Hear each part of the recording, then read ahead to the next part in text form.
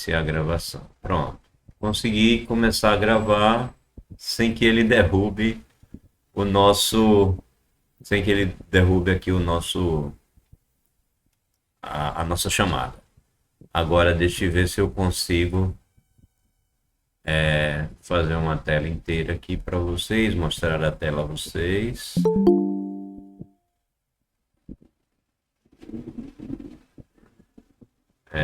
Alguém está tentando participar da chamada, é o Gustavo. Tenho que tirar isso da frente, senão não consigo permitir. Ver. Permitir. Eita, fui apertar permitir todos, aí tem que permitir aqui. Permitir. Aí agora vou tentar ver se consigo abrir o nosso OpenBoard para a gente trabalhar com a nossa tela. Vamos lá. Tudo indica que está tudo funcionando. Se não derrubar nada, porque o OBS tem o costume de derrubar os outros. Bem, aqui, introdução à álgebra. Pronto, eu vou ver se eu acho que eu vou manter isso daqui aqui do lado para a gente poder ir acompanhando. Ver se consigo manter isso do lado aqui. Ok. Aí eu não preciso estar indo lá, né? Basta manter isso aqui. Algo na guia VIT precisa de sua atenção. E ver o que? Se eu ampliar assim, posso ocultar essa parte. Eu posso também voltar à posição que estava. Posso fazer assim. Antes ele não me dava essa opção. Agora me dá, então ótimo. Usar. Tudo bem, deixa eu ver. Acho que não. Acho que vou minimizar isso aqui mesmo. Vou fazer assim. Quando quiser falar com vocês, eu reabro. Assim mesmo. Minimizo. Aí abro a tela do OpenBoard. Minimizo. Quando eu minimizar a tela do OpenBoard, é bom que ficar assim mesmo. Pronto. Entre a fala com vocês e a visão do OpenBoard. Bem, agora eu acredito que vocês estão acompanhando bem, né? Então vamos lá. A gente estava falando sobre grupos, e aí a gente definiu grupos, depois a gente começou a falar das propriedades, propriedades, depois a gente começou a dar exemplo, falou de grupos finitos, falou desse grupo aqui que só tem um e um menos um, depois a gente falou do grupo aditivo dos números inteiros, do grupo aditivo dos racionais, do grupo aditivo dos reais, do grupo aditivo dos complexos, falou em grupo multiplicativo dos racionais, deu um contra-exemplo, né, que é inteiros multiplicativo não seria grupo, porque dado um número inteiro, o seu inverso não é um inteiro. Falou do grupo multiplicativo dos reais, aí esse sim, né, dado um número real, o inverso continua sendo um número real. Depois falou do grupo multiplicativo dos complexos, e aí quando a gente chegou aqui no grupo multiplicativo dos complexos, nós argumentamos como seria o inverso de um elemento dado. E aí a gente parou aqui para falar justamente do grupo aditivo de matrizes M por N. Foi aí que a gente parou, ok? Então a gente dá continuidade a partir daí. Essa bolinha vermelha indica que a gravação continua, então vamos seguir. Então, o que é o grupo aditivo das matrizes M por N? Bem, é você pegar duas matrizes, né? Você pega duas matrizes que tenham M' e N colunas, e aí você considera entre essas duas matrizes, você considera a adição de matrizes, né? Como a gente está acostumado mesmo, tá? Adição de matrizes, como é que a gente soma matrizes? A gente coloca, se aqui tem um elemento A, 1. E aqui você tem um elemento B, 1. A soma das matrizes é simplesmente você pegar e somar aqui, né? É o A11 mais o B11. É a soma direta mesmo, normal. Aqui o A12, primeira linha, segunda coluna. Aqui o B12, primeira linha, segunda coluna. Você simplesmente soma, né? O A12 com o B12. Então a operação é essa, a operação de soma de matrizes, né? Ela é associativa, o elemento neutro é a matriz nula, né? A matriz só tem zeros, quando você somar não vai mudar nada na matriz resultado. Que mais? O inverso. O inverso, no caso, vai ser a matriz menos, né? Então, por exemplo, se você tem a matriz, você tem uma matriz 1, 2, 3, 4, e você quer somar com a matriz para dar zero, aí você pega a matriz menos 1, menos 2, menos 3, menos 4, quando você soma, dá 0, 0, 0, 0. Ou seja, se essa daqui é a matriz A, essa daqui é a matriz simétrica, né? Seria a nossa A' pela nossa dimensão, pela nossa definição. E aqui dá como resultado a matriz nula. Ou seja, a gente está verificando essa nossa definição aqui de grupos, né? A nossa definição de grupos. Aqui, definição. Precisa ser associativa, tem que ter um elemento neutro, que no nosso caso é a matriz nula. E dado um elemento, tem que ter um elemento A', que quando eu fizer a operação, deu o elemento neutro. Então é isso que a gente está verificando aqui no caso das matrizes M por N. Né? Matrizes M por N a adição, né? Então, se esse daqui é o A, o nosso A' seria esse daqui é o nosso elemento neutro. E lá na nossa teoria, ali na definição, a gente chamou de Ezinho, né? Ezinho. E aqui a gente chamou de Azinho, mais Azinho' é o Ezinho. Então, de fato, o grupo, as matrizes M por N com a adição representam um grupo aditivo. Né? É de fato um grupo. E a gente ainda pode dizer mais. Se você pega uma matriz A qualquer e soma com a matriz B, dá o mesmo resultado que você pegar a matriz B e somar com A. Então, de fato, é um grupo comutativo. É um grupo comutativo. Tem alguém querendo entrar na chamada? Permitir todos. Ok? Então, é um grupo aditivo e ele é comutativo. Bem, nas considerações a serem feitas aqui, indicaremos por K, toda vez que a gente quiser falar de maneira geral de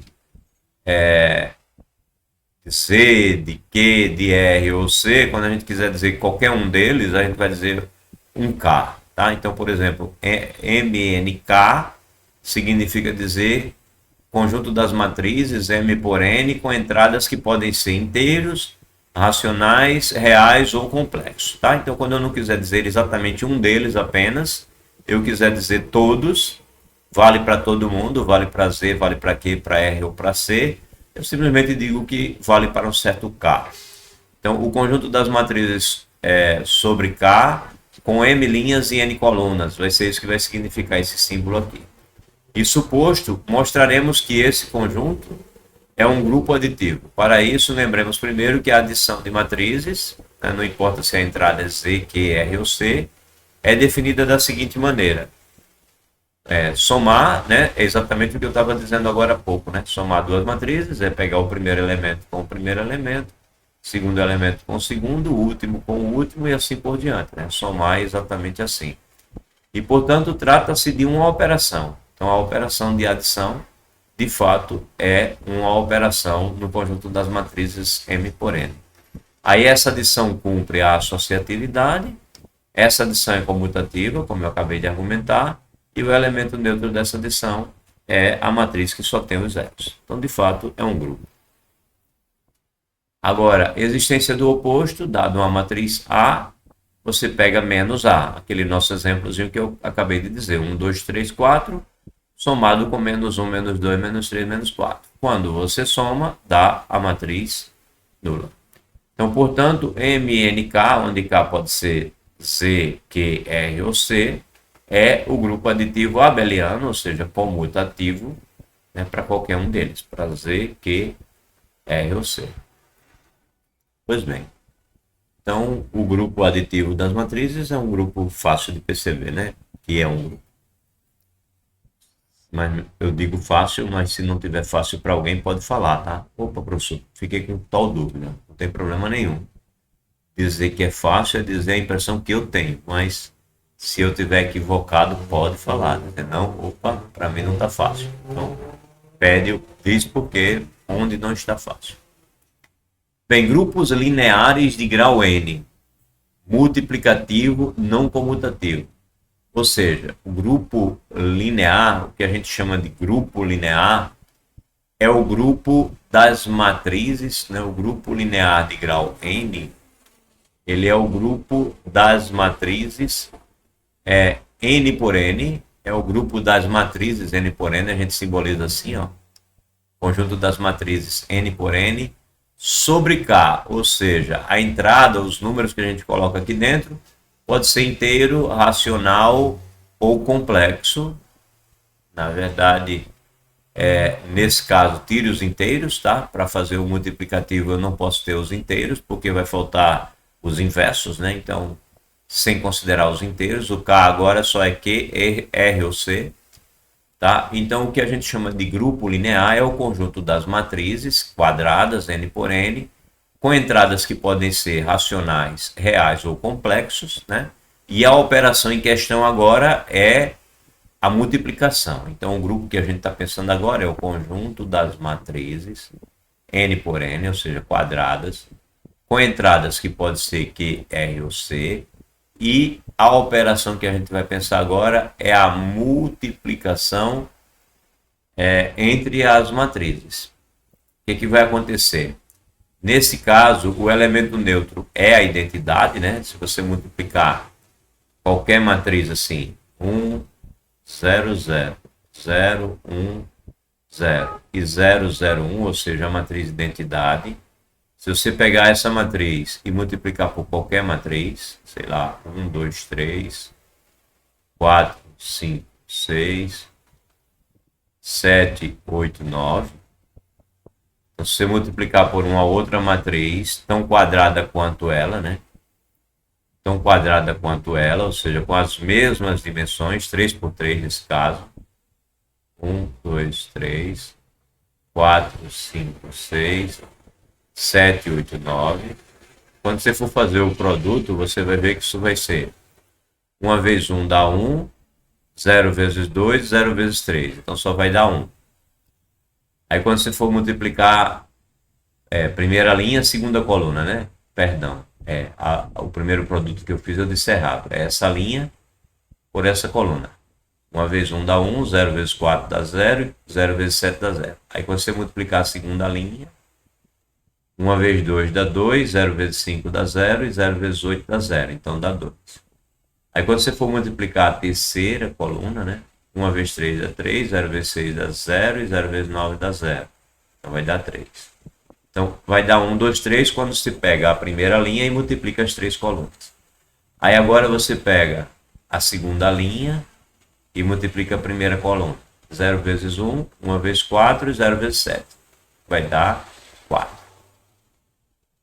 Aí quando você pegar a segunda linha e multiplicar a segunda coluna, vai dar 5. Segunda linha, terceira coluna, vai dar 6. Quando você pegar a terceira linha e multiplicar a primeira coluna, vai dar 7, né? Porque vai ser 0 vezes 1, 0 vezes 4 e 1 vezes 7. Soma isso, vai dar 7. Aí 0 vezes 2, 0 vezes 5 e 1 vezes 8 vai dar 8. E essa linha por essa coluna vai dar 9. Ou seja, multiplicar a matriz identidade por qualquer matriz A vai dar a própria matriz A. Logo, o elemento neutro da multiplicação, dessa nossa multiplicação aqui, vai ser a matriz identidade. Né? E, claro, para que isso daqui seja um grupo, é importante que essas matrizes sejam inversíveis, tá? Inversíveis. Ou seja, essas matrizes têm que ter inverso, né? Dada uma matriz A pertencendo a esse conjunto, ou seja, uma matriz quadrada, n por n, com entradas que podem ser racionais, reais ou complexas, tem que existir a A menos 1, também quadrada com entradas em K, tal que quando você fizer A vezes A menos 1, dê como resposta a matriz identidade. Tem que existir para que isso seja grupo. E existe, né? A gente está pensando só nas que são invertíveis. Porque existem matrizes n por n que não são invertíveis, né? Então, quando a gente fala no grupo linear, a gente está considerando só as matrizes que são invertíveis, tá bom? Então, esse grupo linear é isso, é o conjunto das matrizes quadradas, n por n, pode ser com entradas em Q, R ou C. O elemento identidade a identidade é o nosso elemento neutro, né? E todas as matrizes desse conjunto que tiverem inversa é que vão formar o grupo, né? Então ele avisa aqui, mas nem sempre há matrizes para as quais, não há matriz inversa. Então sempre há a possibilidade de você não ter a matriz inversa. Aí ele dá, por exemplo, a própria matriz nula. A matriz nula não tem inversa. Então essa matriz aqui, ela não pertence, né, ao grupo linear. Ela não pertence ao grupo linear. Então, o grupo linear não tem essa matriz, tá? Você exclui ela das matrizes MNK, das matrizes que tem linha e coluna quantidade n, né, n por n, e que tenha entradas reais, racionais ou complexas, tá? Essa matriz não pode entrar porque ela não é inversível, né? Eu não tenho como pegar uma matriz A, multiplicar a matriz nula e dar como resposta a matriz identidade. Se eu multiplico uma matriz A pela matriz nula, isso daqui na verdade é igual a matriz nula, que claramente não é a matriz identidade. Então, para saber quais matrizes de ordem n têm inversa, recordemos os seguintes teoremas da teoria dos determinantes. Uma matriz A, ela é inversível se e somente se o seu determinante é diferente de zero. Então, o que caracteriza o grupo linear, ou seja, o grupo das matrizes quadradas, n por n, com entradas que podem ser racionais, reais ou complexas, o que caracteriza esse grupo é que as matrizes deles são matrizes inversíveis. E ser matriz inversível significa dizer que o determinante é diferente de zero.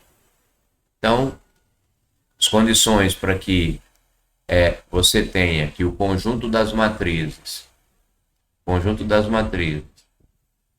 de ordem n, ou seja, matrizes quadradas de ordem n, cujas entradas são racionais, reais ou complexos. Para que esse conjunto seja um grupo, bem, a matriz de identidade está nele, tranquilo.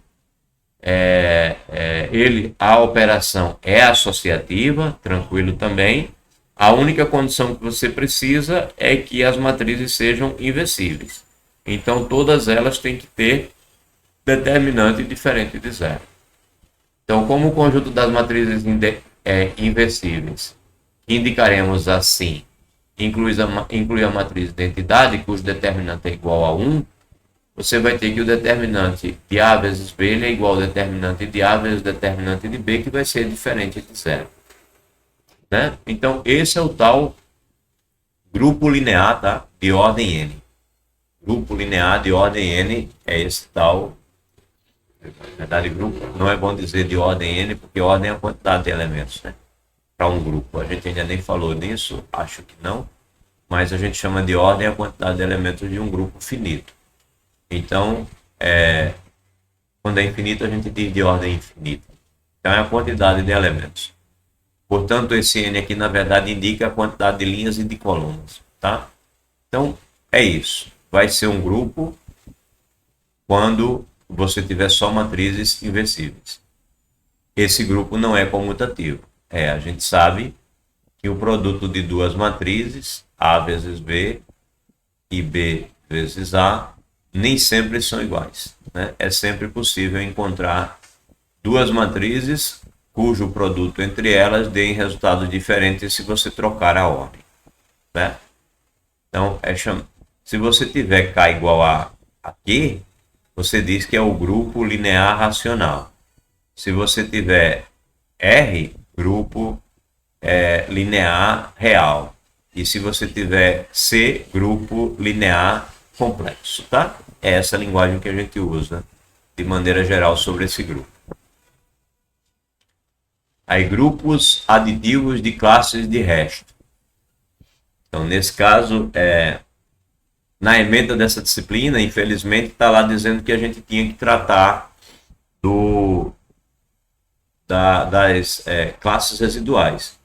Mas não é o caso, tá? Não é porque eu vi que na ementa da disciplina de aritmética e de matemática discreta, em algum momento vocês já viram isso. Então eu já vou tratar direto aqui como um exemplo de grupo. Não vou dar esse assunto já deve ter sido dado em outra disciplina. Mas se vocês não viram, ou se não aprenderam, ou se não lembram, tentem aprender agora. Vou tentar ser o mais claro possível nesse exemplo. Então, grupo aditivo de classes de restos. Quando a gente pensa, deixa eu ver o que eu vou colocar à frente. Aqui o Z3, ok. Então, deixa eu fazer a leitura normal aqui. No exemplo, eu deixo com mais clareza o que estou dizendo. Vamos lá, vamos pegar a escrita formal. Aqueles que já viram vão entender com mais facilidade, e os que não viram vão entender melhor nos exemplos. Então, vamos lá. Lembre-se que para um M maior do que 1, esse M é um número inteiro, né? O conjunto das classes de restos de M são esses aqui, que ele está dizendo. Se você pensar nas divisões por 2, você só tem resto 0 ou resto 1, né? Pegue qualquer número. Se você pegar um número par, for dividir por 2, vai dar 2, o resto é 0. Se você pegar um número ímpar, for dividir por 2, vai dar 2, o resto é 1. Então, o resto sempre é 1 ou 0. Então, essa é chamada classes residuais da divisão por 2. Se você for dividir por 3, dá resto 0, dá resto 1 ou dá resto 2. Ok? Então, os restos da divisão por um certo número m maior do que 1 são 0, 1, 2, até quanto? Até m menos 1. Então, por exemplo, restos da divisão por 2 vai só até 1. Restos da divisão por 3 vai ser só até 2, ou seja, fica 1 antes, né? 2 para no 1, 3 para no 2, ou seja, no m menos 1. Então, é o conjunto quociente de Z pela relação de congruência módulo M. Bem, a relação de congruência módulo M deve ter sido ensinada a vocês assim. Deve ter sido dito que um número A é congruente ao número B módulo M, se e somente se isso daqui significa dizer que o M divide o A menos B. Deve ter sido dito isso a vocês. Então, dois números são congruentes módulo M quando o M divide a diferença. Ou uma outra maneira é dizer que o resto da divisão, quando você pega o M que divide por A, o resto dessa divisão vai dar o mesmo resto da divisão de M quando ele divide por B. Então, quando você for dividir de maneira inteira, o A pelo M, né? Vou dividir o A pelo M, vai dar um quociente e um resto. Quando você for dividir o B pelo M, vai dar um outro quociente e um resto. Outro quociente e um resto. Esse resto aqui é igualzinho a esse resto aqui. Então, essas duas afirmações se equivalem. Se isso aqui acontecer, isso daqui também acontece. Deve ter sido falado isso para vocês em alguma das disciplinas anteriores. É a relação de congruência módulo M. Bem, portanto, quando o resto é 0 barra, esse conjunto, né, de elementos cuja divisão pelo M dá resto 0, por exemplo aqui, cuja divisão por 3 dá resto 0, ele é formado por todos os inteiros côngruos a 0. Quem são esses caras? Por exemplo, se o m é igual a 3, quais são os caras, os inteiros, cuja divisão por 3 dá resto zero? É o nosso zero barra. Quem é o zero barra? Bem, se você dividir 0 por 3, o resto é zero. Se você dividir 3 por 3, o resto é zero. Se você dividir 6 por 3, o resto é zero. Se você dividir 9 por 3, o resto é zero. Se você dividir menos 3 por 3, o resto é zero. Se você dividir menos 6 por 3, o resto é zero. Então, é esse conjunto aqui. Esse zero barra é o conjunto dos números cuja divisão por 3 dá resto zero. Note, portanto, que esses caras são todos congruentes módulo 3. Ou seja, 3 divide a diferença entre dois elementos que estiver aqui, seja lá quais forem. Então, por exemplo, se você pegar 9 menos 3, você vai ter 6. E você tem que o 3 divide 6. Aí a gente, usando essa linguagem aqui, a gente diz que o 9 ele é congruente ao 3 módulo 3. Por quê? Porque o 3 divide a diferença 9 menos 3. Quaisquer dois elementos que estiver aqui vai ter essa propriedade. Se eu fizer a diferença entre eles, o 3 vai conseguir dividir a diferença. Então, eles são, por exemplo, congruentes módulo 3. Então, o que ele está dizendo aqui, ó, o zero barra é formado por todos os inteiros congruos a zero, todos que são congruentes a zero. Ou seja, quando eu divido por 3, o resto é zero. Aí quem é 1 barra? 1 barra são os congruos com 1. São os números cuja divisão por m vai dar resto 1. Quem vai ser o 2 barra? São os congruos com 2. São os números cuja divisão por m vai dar resto 2. E assim por diante. Aí ele diz assim, ó, no capítulo anterior, a gente não precisa do capítulo anterior porque viu em outras disciplinas. Vimos que a adição módulo m definida por, bem, então é possível falar numa soma das classes, assim como nesse exemplo aqui. Vamos ver o exemplo do 3.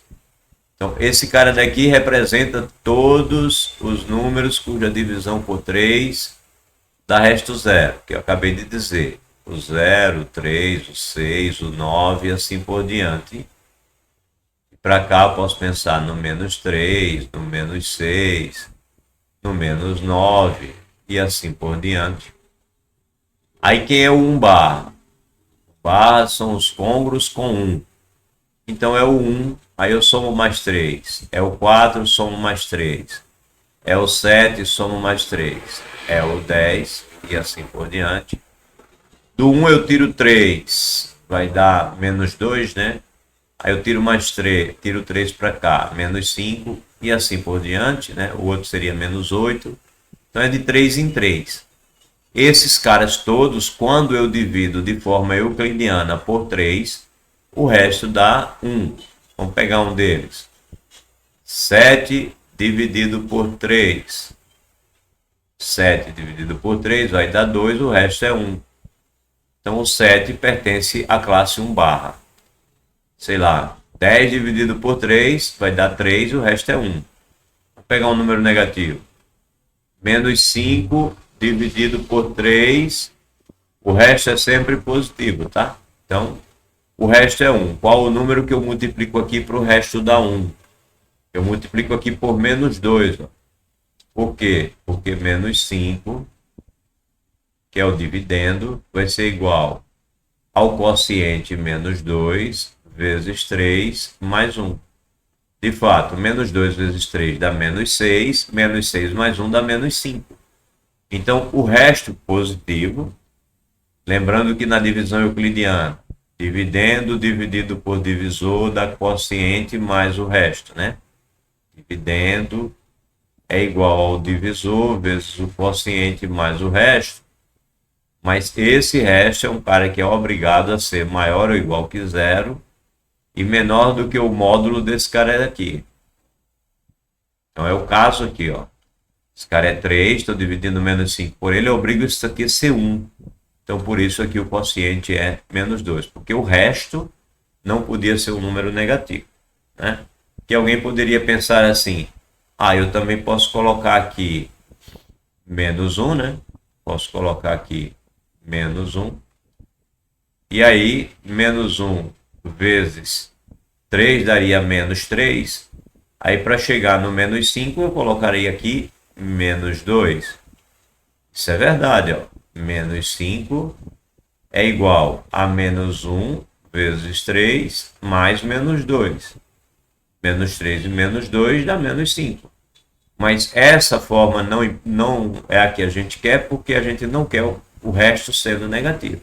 A gente quer o resto sendo sempre positivo. Então, essa daqui não importa. Não nos interessa. Nos interessa a divisão onde o resto é positivo. E aí, nesse caso, o resto é 1, porque você coloca o quociente aqui, menos 2. Ok? Então, esses são o 1 barra. Aí, quem são o 2 barra? Os números cuja divisão por 3 vai dar resto 2.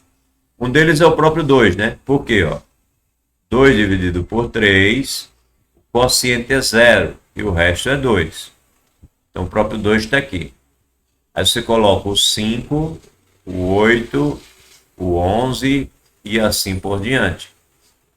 Ou seja, soma de 3 em 3. Se tirar 3, fica menos 1.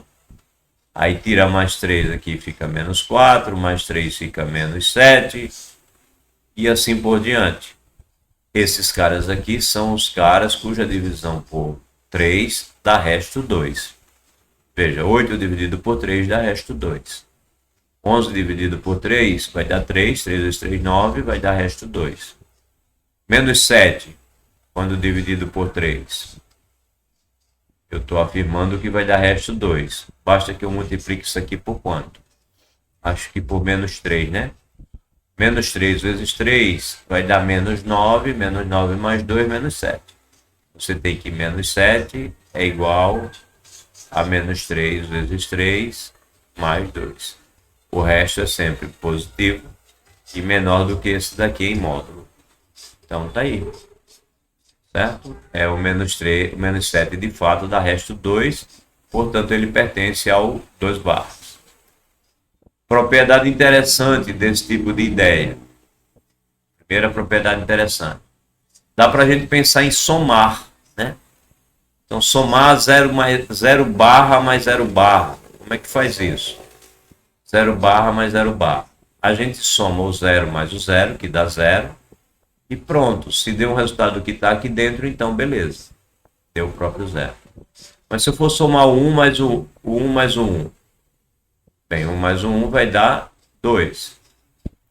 O que eu estou dizendo a você? Eu estou dizendo que se você somar dois elementos daqui do 1 barra, vai dar um resultado daqui do 2 barras. Menos 5 com menos 5, vai dar quanto? Menos 10. Seria justamente o próximo elemento daqui, quando descesse mais 3, né? Tirasse mais 3. Soma outros dois. 1 mais 4, 5. 7 mais 1, 8. Menos 2 mais 10, 8. Então, se você somar dois caras de 1 barra, vai dar um cara do 2 barras. E se você somar um cara do 1 barra, mais um cara do 3 barras? Não tem 3 barras, né? Tem 2 barras só. Então, um cara do 1 barra e um cara do 2 barras. A gente faz assim, 1 mais 2, 3. Mas o 3 está em qual classe? Está do 0 barra. Então, a gente diz que 1 mais 2 vai dar o 3 barras, só que o 3 barras é o 0 barra. Tanto o 3 quanto o 0 estão na mesma classe. Então, a gente diz que 1 mais 2 é 0. 1 somado com 2 é 0. Do mesmo jeito que 1 somado com 2 é 0. Ok? Então, é assim que a gente faz essa soma. E aí, com essa adição, Z3 com essa adição, por exemplo, é um grupo. É sobre isso que a gente está falando aqui, na teoria. A gente está dizendo aqui que a adição, ela é assim. Para somar A barra com B barra, você soma o A mais o B, como eu fiz aqui, 1 barra mais 2 barras, você soma o 1 mais o 2, que é o 3 barras, e olha em qual classe está o 3 barras. O 3, né? Para o 3 barras. Está na classe do 0. Ou seja, 1 mais 2 aqui é 0, porque o 3 é um cara que está na classe do 0. Ok. Aí o que ele diz aqui? Ele diz que é uma operação sobre Zm. No nosso caso ali, o Z3. Para a qual vale a associatividade, a comutatividade e tem um elemento neutro. O elemento neutro é o 0 barra. De fato, ó, aqui, ó. Note que o 0 barra somado com 0 barra é o próprio 0 barra. Somado com 1 barra é o próprio 1 barra. Somado com 2 barras é o próprio 2 barras. Então ele se comporta mesmo como um elemento neutro. Tá? Se comporta como um elemento neutro. Ora, então isso acontece, na verdade, para qualquer m maior do que 0. Maior do que 1. E, portanto, 0 barra é sempre o elemento neutro nessa operação. Ainda tem mais essa. Se você pegar a classe M menos A, ela é o oposto de A. Ou seja, ela é uma classe que, quando somada com a classe A, quando eu somar com a classe A barra, essa daqui, né, quando eu somar isso daqui, essa classe, com essa, isso vai dar a classe 0 barra. É o que ele está dizendo aqui. Por quê, né? Que vai ficar A mais M menos A. Então vai ficar só a classe do M. Mas a classe do M é sempre a classe do 0. A classe do 3 era a classe do 0. Né? No nosso exemplo aqui. Ou seja, ele está te dizendo que, dado uma classe, por exemplo, 0 barra, existe uma outra classe, 0 barra, que a soma das duas dá 0 barra.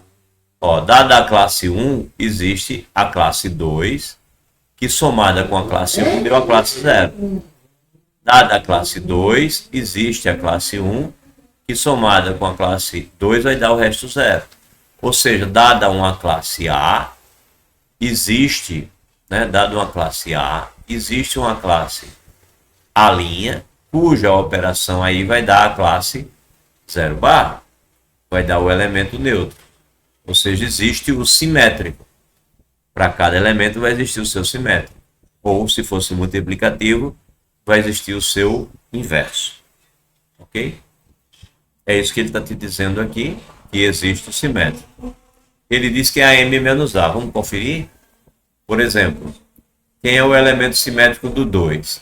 Bem, se ele disse que é M menos A, o nosso M aqui é o 3. Então seria o 3 menos 2, que dá quem? 1. Então, M barra menos A barra vai ser, no nosso caso, isso aqui tem que dar o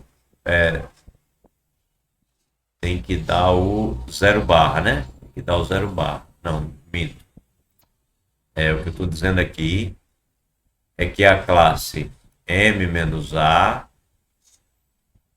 ela é a classe oposta do A. Ou seja, isso dá 0. Aí quem é M menos A, se o M é 3 e o A que eu estou pensando é o 2. É a classe do 3 menos 2. Ou seja, é a classe do 1. Então, quem é o cara que eu somo com o 2 para dar 0? É justamente a classe do 1. A classe do 1.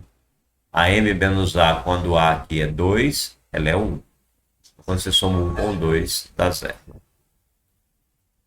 Ok. É o nosso oposto.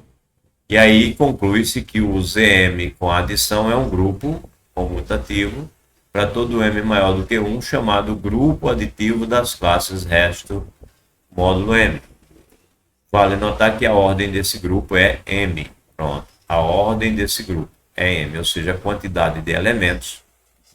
Quantidade de elementos desse grupo é a ordem. Nesse caso, é M. Quantidade de elementos. Pois bem, acompanhamos junto a teoria, o exemplo do Z3. Mas você pode pensar em outros Zs da vida, tá? Por exemplo, você poderia pensar no Z4, né? Pegar um pouquinho maior.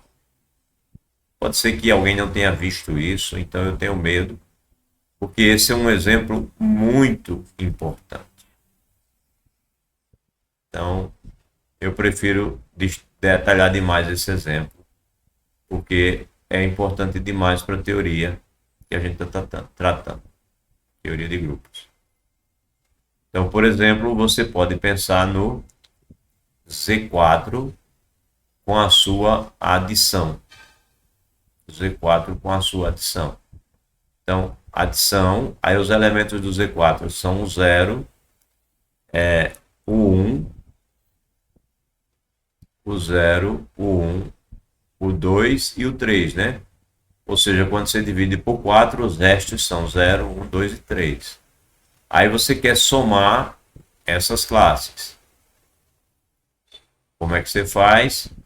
Primeiro você soma o 0. O 0 é o elemento neutro. Então, dá os próprios elementos que já estão aí. Se você somar qualquer elemento com o 0, também vai dar ele mesmo. Então, isso aqui é 2, isso aqui é 3. Agora vamos somar o 1 com todo mundo. 1 mais 0 é 1, 1 mais 1 é 2. Ou seja, se você pegar um elemento cuja divisão por 4 dá resto 1 e somar com outro elemento cuja divisão por 4 dá resto 1, vai dar um elemento cuja divisão por 4 vai dar resto 2. Vamos ver com um exemplo numérico se isso é verdade. Um elemento cuja divisão por 4 dá resto 1. 5. Né? Outro elemento cuja divisão por 4 dá resto 1. 9. Vamos somar.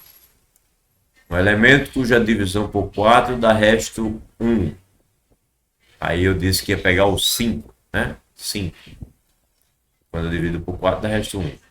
Outro elemento cuja divisão por 4 dá resto 1. 9. 9 mais 5, 14. Então, pelo que está dito aqui, ó, 1 mais 1 dá 2. Então, quando eu pegar o 14 e for dividir por 4, espera-se que o resto seja 2. E é, né? 3 vezes 4, 12. Quando você fizer a subtração, dá 2. Então, um elemento cuja divisão por 4 dá resto 1, ou seja, esse cara daqui que pertence a um barra, mais um outro elemento cuja divisão por 4 dá resto 1, vai dar como resposta um elemento cuja divisão por 4 dá resto 2. Ok? Então, 1 mais 1, 2. Agora, 1 mais 2, 3. Um elemento cuja divisão por 4 dá resto 1. Vou pegar o 5. Um elemento cuja divisão por 4 dá resto 2. Vou pegar o 6. Né? 5 mais 6, 11. Então, se eu pego um cara cuja divisão por 4 dá resto 1 e somo com um cara cuja divisão por 4 dá resto 2, vai ser um cara cuja divisão por 4 vai dar resto 3. Né? De fato, se você pegar o 11 e for dividir por 4, vai dar 2, que é 8. 2 vezes 4, 8. Subtraio, dá 3. Então, de fato, esse cara daqui pertence ao 3 barras. Agora, quanto dá 1 mais 3? Dá 0. O cara tá dando aula lá nos corredores da UFAL, aí pergunta para a turma, né? 1 mais 3. Aí a turma responde 0. Aí vai passando alguém no corredor, ouve isso e diz: esse povo tá endoidando. Desde quando 1 mais 3 é 0? Mas é o caso aí. Né? Por isso que eu costumo dizer assim: para os leigos, 2 mais 2 dá sempre 4. Para os leigos. Mas para vocês que estudam matemática, já sabem que tem situações em que 2 mais 2 vai dar 0, né? É o que vai acontecer agora. Bem, aqui nesse nosso caso, 1 mais 3 deu 0. O que é que eu estou dizendo?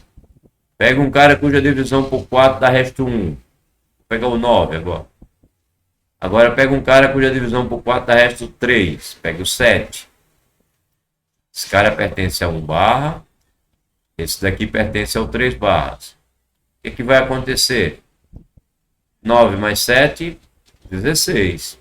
Esse cara pertence ao 0 barra. Ele quando dividido por 4 dá resto 0. Então, de fato, 1 barra mais 3 barras, 0 barra. Agora aqui, 2 barras mais 1 barra, 3 barras. 2 barras mais 2 barras, 2 mais 2, 4. 4 quando for dividido por 4 dá resto 0. 2 mais 2, 0. 2 mais 3, 1. E 2 mais 3 daria 5. E 5 dividido por 4 dá resto 1. Eu estou dizendo que se eu pegar um cara cuja divisão por 4 dá resto 2, digamos 6. E somar com um cara cuja divisão por 4 dá resto 3. Vamos pegar o 7 mesmo. 6 mais 7, 13. Esse cara vai ter, se aqui era resto 2, aqui era resto 2, e aqui é resto 3, então aqui tem que ser resto 1. E de fato, 13 dividido por 4 vai dar 3. 3 vezes 4, 12. Vai dar resto 1. Então, de fato, aqui é 1. Bem, espero que já tenham entendido. Vou fazer mais rápido, né? 3 barras com 1 barra, 0 barra. Porque 3 mais 3 é 3 mais 1 é 4. 3 mais 2 é 5. Então é 1. E 3 mais 3 é 6. Então é 2. Ok? Está aqui mais um exemplo particular, um exemplo específico para que a gente entenda como é que funciona o grupo das classes residuais módulo M. Ok? Bem, a gente estava falando do aditivo, mas dá para falar no multiplicativo? Dá. O grande problema do multiplicativo é que o simétrico em questão agora é o inverso. E aí o zero não pode ter inverso, né? Porque eu nunca vou conseguir. O elemento neutro vai ser 1 barra. Eu nunca vou conseguir multiplicar 0 barra vezes alguma coisa e dar 1 barra. Né? 0 barra, impossível. Se eu multiplicar 0 barra por qualquer uma das outras classes, vai dar 0 barra, não vai dar 1 barra. Então vamos lá. É esse caso aqui. Grupo multiplicativo de classes de restos. Então, no capítulo anterior, não precisa pensar no capítulo anterior. Pensa nas disciplinas anteriores. Vimos também como se introduz a multiplicação módulo M. A multiplicação é assim, do mesmo jeito que a gente faz a adição. É a mesma coisa. Deixa eu ver se eu tenho mais um exemplo para brincar aqui com números. Não tem. Então, vamos brincar com o número assim mesmo, já que não temos um exemplo. Vamos botar um exemplo numérico aqui, sendo uma ambulância.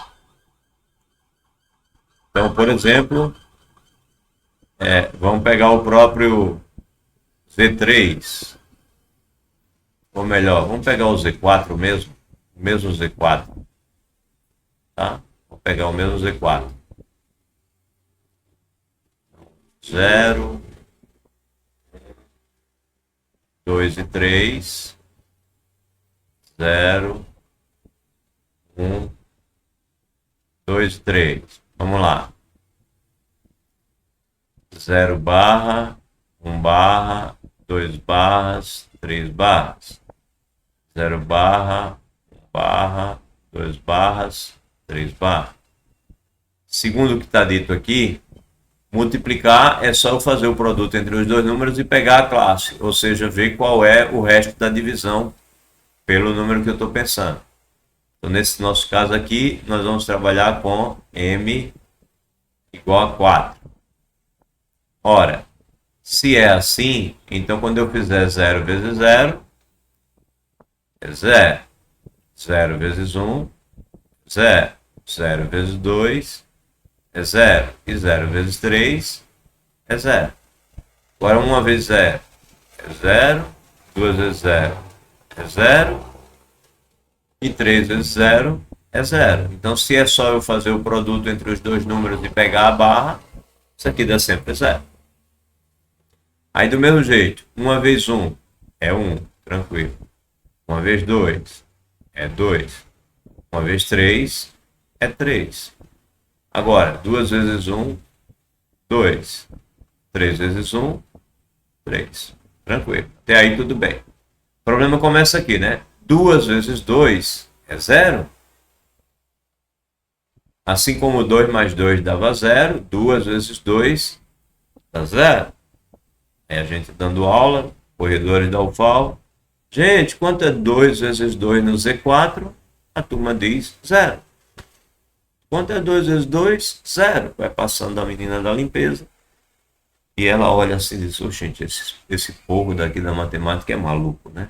2 vezes 2 é zero. Assim como 2 mais 2 tinha dado zero, nesse caso 2 vezes 2 é zero. 2 vezes 3 dá quanto? Dá 2. 2 vezes 3 dá 2. Porque 2 vezes 3 dá 6. E 6 quando eu divido por 4 dá resto 2. 3 vezes 0 é 0, 3 vezes 1 é 3, 3 vezes 2, 2 também. Né? E 3 vezes 3 é 1. 3 vezes 3 é 1. Então está aqui um exemplo multiplicativo, né? Um exemplo do produto de um ZM, onde o nosso M em questão é o número 4. Aqui como é que se faz o produto. Beleza. Então, ele diz assim, naquela oportunidade, ou seja, lá no capítulo anterior, eu digo numa disciplina anterior que você tenha visto, eu espero que tenha visto, essa operação está bem definida, já foi mostrado que ela está bem definida e goza das propriedades associativa e comutativa. Além disso, a classe, que é o elemento neutro, é o 1. É fácil ver aqui, ó.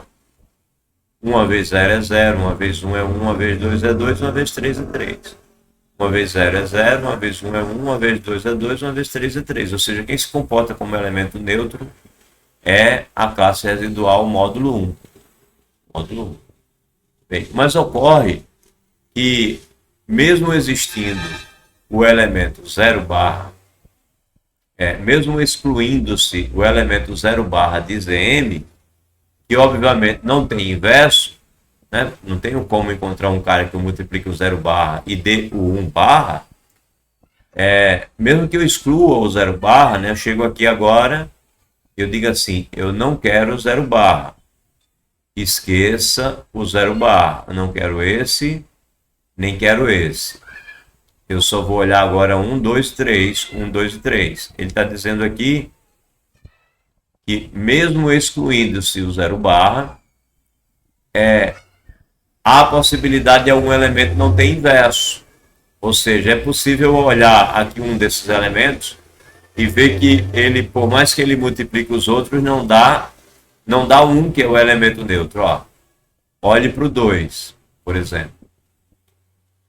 Veja, no produto do 2 ou qualquer um outro, não aparece 1 barra. 2 vezes 1 dá 2, 2 vezes 2 dá 0 e 2 vezes 3 dá 2. Não aparece o 1 barra. Então, 2 barras A menos 1, ou seja, o inverso desse daqui, não existe. Não existe. Então, para falar de grupo multiplicativo, se eu for pensar nas classes residuais módulo M, eu vou ter um problema, porque mesmo que eu tire o 0, pode acontecer de algum elemento não ter inverso. É o caso do Z4, que a gente acabou de fazer, e 2 vezes 2 é 0, 2 vezes 2 é 0, e você não tem inverso em lugar nenhum, o 2 não tem inverso nenhum. Aí ele diz assim, provaremos agora que a restrição da multiplicação módulo M ao Zm menos o 0 é uma operação sobre esse conjunto se e somente se M é um número primo. Então tá. Por que é que no Z4 o 2 não tem inverso? É porque o 4 não é primo. Se ele fosse primo, todo mundo teria inverso. Foi isso que ele acabou de dizer que vai provar. Vamos lá. Vamos lá. Se você olhar para o Z3, né, olha para o Z3, aí o Z3 tem o 0, o 1 e o 2. O Z3 tem o 0, o 1 e o 2. Ou seja, o Z3 é bem menorzinho, né? E 3 é primo. Aí o que acontece no Z3? Tem 0, 1, 2. 0, 1, 2. Você está pensando agora em M igual a 3. E você está pensando no produto. Bem, ignore o 0. Ignore aqui o produto do 0. Vamos ignorar o zero. Na verdade, ignore o zero.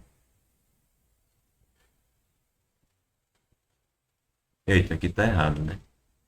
Tá sim, muito errado. Não sei por que eu escrevi isso. Eu escrevi como se fosse somando. Que é sempre zero, né? Zero, zero. Então faz sentido dizer ignore o zero. Ignore o zero porque não tem nenhum deles que o produto deu 1. Então ignore o zero. E aí veja que uma vez 1 dá 1, ou seja, o 1 é o inverso dele mesmo. Uma vez 2 dá 2. Duas vezes 1 dá 2. E duas vezes 2 dá 1. Então o que acontece aqui é que o inverso do 1, o 1 a menos 1, é ele mesmo. E o inverso do 2, o 2 a menos 1, também é o próprio 2. Também é o próprio 2. Ok? Então tem inverso. Ó. Dado esse número 1, existe esse número 1 cujo produto dá 1. Dado o 2, existe o 2 cujo produto dá 1. Então, o M3 tem inverso para todo mundo. Agora, se você pegar o 5, eu não vou fazer, tá? Mas pega o 5 aí você vai preencher aí o 5, você vai estar com M igual a 5. Como 5 é primo, também todo mundo vai ter inverso. Só vai dar problema quando você pegar um M que não for primo. É isso que ele está afirmando aqui. Provaremos agora que se você tirar o zero, o que vai ficar vai ter inverso para todo mundo, única e exclusivamente se o número em questão for o número primo. Então, por exemplo, o Z8 vai ter elemento que não tem inverso. O Z7 não. O Z7, todo elemento não nulo tem inverso.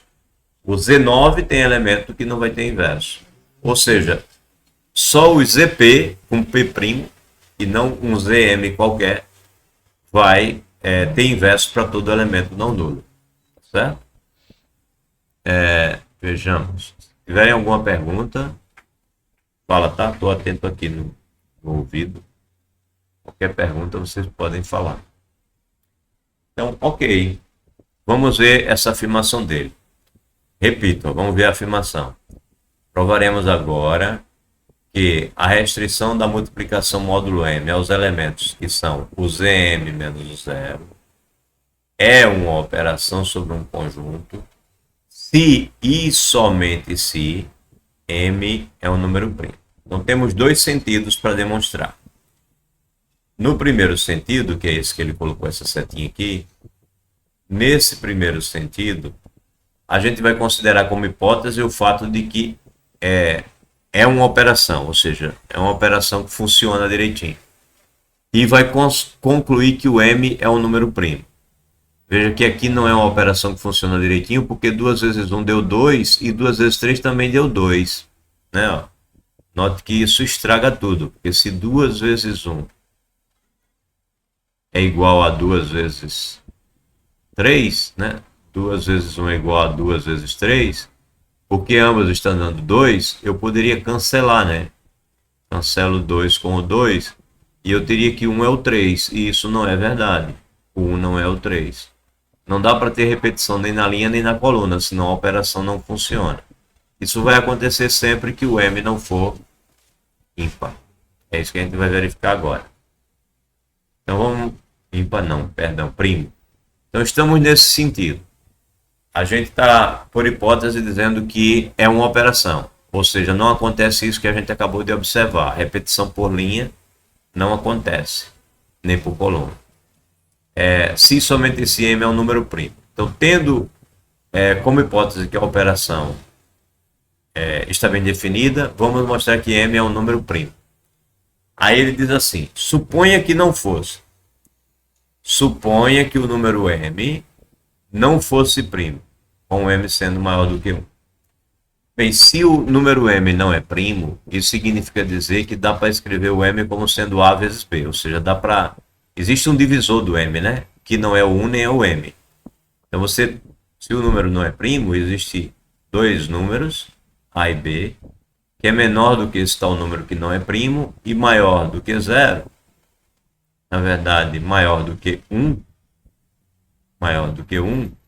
tal que quando eu fizer o produto A vezes B vai dar como resposta M.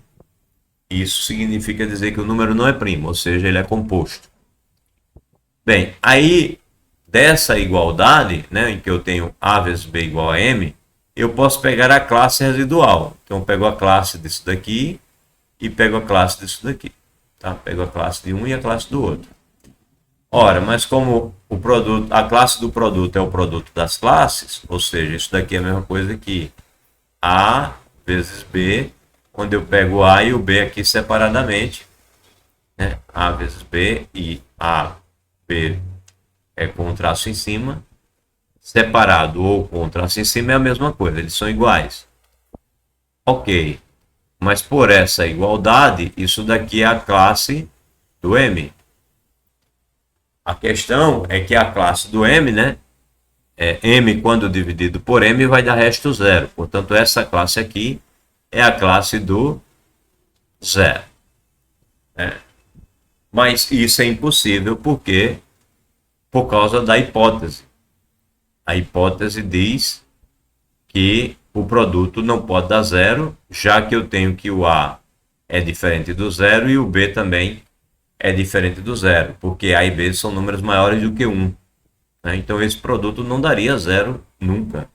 Não tenho como fazer, né, a classe do AB ser igual a zero. Não tenho como fazer isso. Certo? Não tenho como fazer isso. Portanto, de fato, é impossível definir uma operação com isso aqui acontecendo. Então, onde é que está o absurdo aí? É como isso daqui não pode acontecer, isso significa dizer que na hora que eu peguei M sendo não primo, eu peguei uma coisa que não é possível. Né? Então, isso tudo implica que M é primo. É a primeira parte da nossa demonstração. Aí a segunda é voltando. Aí voltando, agora a minha hipótese é que o M é primo. Essa é a minha hipótese. E usando o fato de que M é primo, eu quero mostrar que a operação funciona. Quero mostrar que a operação funciona. Tá? Então, vamos lá. Agora o M é primo, eu quero mostrar que a operação funciona. Ou seja, eu quero mostrar que se eu fizer um produto dando zero, um dos dois vai ter que ser diferente de zero. Isso é uma coisa que é importante para mim. Porque senão a operação não funciona, né? Então ele diz aqui assim: a única possibilidade de a multiplicação módulo M, quando restrita aos elementos diferentes de zero, não ser uma operação sobre esse conjunto, é que o produto deu zero, né? Já que eu tirei o zero, não pode dar zero esse produto. Para algum par de elementos desse conjunto. Mas isso implica que a barra do produto teria que ser zero. E, portanto, o que você teria é que, quando a gente pega a barra, significa dizer que é congruente, né? Esses dois números são congruentes na mesma classe. Ou seja, o A vezes B é congruente ao zero módulo M. Ou, em outras palavras, como a gente já definiu antes, como a gente já avisou, isso daqui significa dizer que M divide AB menos zero. Ou seja, em outras palavras, M divide AB. M divide AB. É a conclusão que ele chega aqui. M divide AB. E como M é primo, né? A nossa hipótese é que o M é primo. Se o M dividir um produto, então ele divide um dos dois. Lema de Gauss. Nós vimos recentemente. Se o M divide um produto e ele é primo, então ele tem que dividir um dos fatores. Então está aqui. O M divide o AB e ele é um número primo por hipótese. Então M divide A ou M divide B. Então, tanto faz. O M divide o A ou o M divide o B. Então vamos pensar que o M divide o A. Se o M dividir o A vai ser M vezes alguma coisa, né? Vezes um quociente. O resto vai ser zero. Bem, sendo assim, eu posso pensar na classe. Aí eu pego a classe aqui residual. Posso pensar na divisão por M, né? Aí isso daqui, a classe desse produto é o produto das classes pela definição da nossa operação. Só que a classe do M, ou seja, quando eu divido M por M, o resto é zero. Então, isso daqui é a classe do zero vezes a classe do quociente. Não importa para mim qual seja, mas é o quociente da divisão de AB por M. Nesse caso, de A por M. Bem, aí isso daqui nada mais é do que 0 barra. Isso é 0 barra. Então, conclusão é, se você tem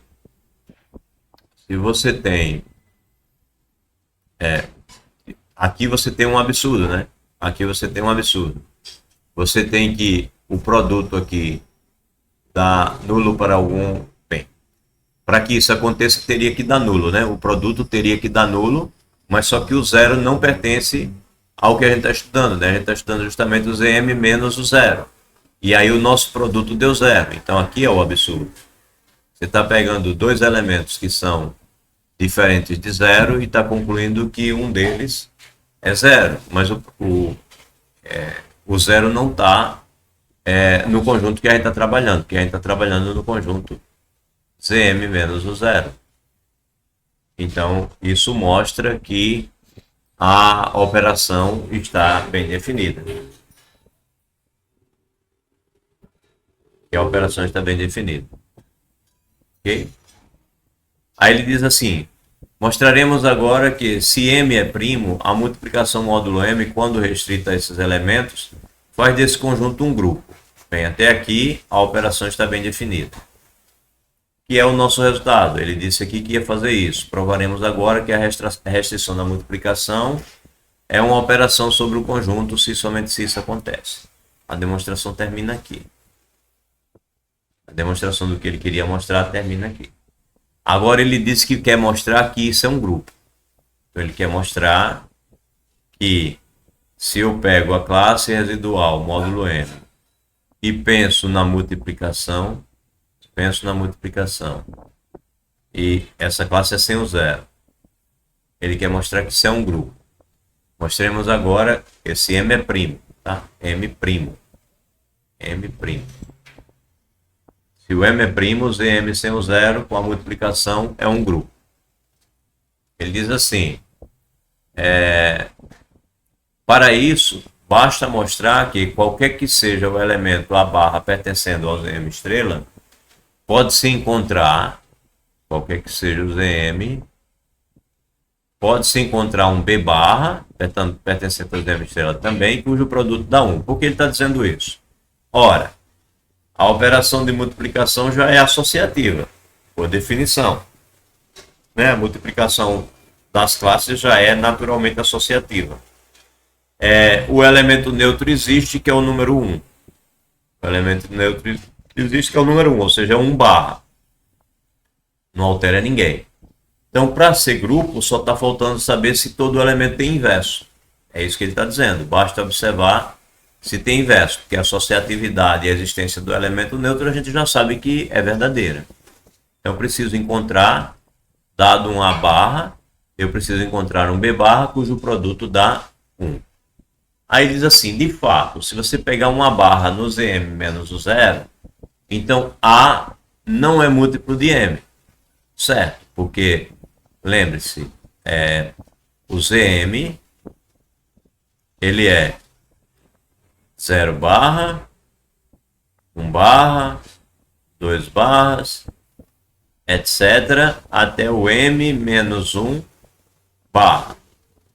Então, se eu não tenho o 0 barra, eu estou com o ZM estrela, os elementos que eu tenho são esses. Note que do 1 até o M menos 1, todos são menores do que M. Né? Então, você tem que, de fato, você tem o número M primo, A não é um múltiplo de M. O A é um cara menor aqui do que o M, né? O A é um dos restos da divisão por M. Então, ele só pode ser 1, 2 ou até M menos 1. Ele não é um múltiplo de M. Certo? E como M é um número primo, então o máximo divisor comum entre o m, que é um número primo, e esse número a, ele vai ser 1. Porque os únicos números que dividem o m é o 1 ou o m. Mas o m é maior do que esse a. Então, o m não vai dividir o a. Então, se os únicos divisores desses são 1 e m, os únicos divisores comuns entre esses dois só poderia ser o 1 e o m. O 1 ou o m. Bem, o 1 tudo bem, divide todo mundo, ele é um divisor comum. Mas o m divide o m, mas não divide o a, porque o m é menor do que o a. Logo, o MDC entre o m e o a é o 1. Aí a desigualdade de Bezout, né? A igualdade de Bezout, a identidade de Bezout me diz que existe o x0 e o y0, tal que eu consigo escrever isso daí, mx0 mais a y0 é o MDC entre m e a, que é 1. Isso para convenientes inteiros x0 e y0 na nossa identidade de Bezout. Ok. Então estamos felizes agora, porque eu vou e pego a classe desse lado. É a mesma classe desse lado, porque eles são iguais. Tá, mas a classe da soma é a soma das classes. Isso é m x0 mais a y0. Pego a classe separadamente. Continua a classe do 1. Mas aí isso daqui vai ser classe do m vezes a classe do x0 mais classe do a vezes a classe do y0. Continua sendo 1 barra. A questão é que a classe do m é 0 barra. Porque quando eu divido m por m, o resto é 0. Vai dar 1 e o resto é 0. E aqui você continua com a vezes y0. Separadamente pode ser. A questão é que desse lado de cá é 0 barra. E aqui continua sendo 1, né? Aí ficou a barra vezes y0, continuando sendo 1. Mas o 0 barra é o elemento neutro da adição, portanto ele pode desaparecer daqui, porque isso vai dar a barra vezes y0 barra igual a 1 barra. Isso termina o que a gente estava pensando, porque ele disse que queria encontrar um b barra, tal que a barra vezes b barra é 1 barra. A gente encontrou, é esse y0 aqui da nossa identidade de Bezout, né? Então, isso mostra que o nosso y0 é o inverso que a gente estava procurando. O nosso y0, ele nada mais é do que o nosso b barra, que a gente estava procurando aqui em cima, dizendo que queria encontrar, certo? Então, o nosso y0, ele é exatamente o inverso do a. Inverso do a, porque ele, quando multiplica o a, dá 1. Ele é o inverso do a. Ok? Muito bem. Aí as considerações anteriores permitem concluir que Zm, estrela, é um grupo multiplicativo se e somente se m é primo, tá? Isso é uma proposição que foi demonstrada aí, uma proposição importante. Zp é primo. Zm não é primo. Certo? Se o m não for primo. Perdão. Disse tudo errado. Zp é grupo. Zp é grupo. Zm não é grupo se o m não for primo. É isso que eu quero que a gente concluiu. Tá? Então, você pegou Z2, tira o 0, considera a multiplicação. É grupo. É grupo porque 2 é primo. Z3 é grupo. É grupo porque 3 é primo. Z4 não é grupo. Não é grupo porque Z4 não é primo. Z6 ou Z5 é. Z6 não é, porque 6 não é primo. Então, ZP sem o 0 com a multiplicação é grupo, porque P é primo. Se for um número que não é primo aqui, isso não é grupo. Ok. Informação assim, fundamental, tá? Em matemática, para se estudar mais matemática do que o nível de graduação, isso daí é fundamental. Todo mundo tem que sair da matemática sabendo disso. Sair da graduação sabendo disso. Pois Pois bem, só pegar uma água aqui, rapidinho. A garganta estava começando a pegar. Uma aguinha para aliviar um pouco. Exemplo 3. Determinemos o inverso de 4 em Z5. Ok, quem é o cara que vai multiplicar o 4 barras no Z5 e vai dar 1? Né? Aí, o que ele está dizendo aqui? Usando o raciocínio da última demonstração, como o 5 é primo, né? Então você tem que, quando você for relacionar, né? Lá a teoria estava dizendo assim, que o M vezes o x0 mais o A vezes o y0 vai dar 1, né? Por causa da identidade bizu. Aí quando você pega o barra aqui, aqui, aqui, aqui vai dar 0 barra, x0 barra, essa parte desaparece, e aqui vai ficar o A barra, y0 barra e 1 barra. E aí você vai descobrir que é o inverso aqui. Então, pensando aqui no que está escrito, eu vou pegar aqui, né? Aqui e aqui. Aí quando você pegar aqui o 5 barra, ele é o 0 barra. Aí 0 barra vezes x0 barra, nem importa, desaparece. Tudo que vai ficar é 4 barra vezes o y0 barra igual a 1 barra. Então é esse y0 que eu quero descobrir, né? Então ele diz que pode ser determinado por simples observação. Bem, então simples observação significa dizer o quê? Significa dizer que na verdade eu devo fazer isso. 4 barras vai multiplicar quem? 1 barra. Se multiplicar 1 barra, dá o próprio 4 barras. Nem coloquei o 0 barra, porque 4 barra vezes 0 barra dá 0 barra, né? Aí 4 barras vezes 2 barras, lembre-se, eu estou no Z5. Então é divisão por 5. 4 vezes 2 dá 8. 8 dividido por 5 dá 3. Então, resta 3, né? 8 dividido por 5 dá resto 3.